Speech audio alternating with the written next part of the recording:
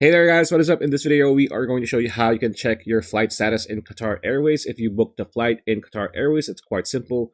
Go to their website, sign into your account, and once you have signed into your account, you want to, on the URL bar, it says here QatarAirways.com, you want to add a fs.QatarAirways.com, and it's going to bring you to this page right here. And here you want to add your flight number, and then the date of your flight, right? And then click search. It's going to show you the pretty much your flight and the status of your flight, whether if it's delayed or it's going to be on schedule.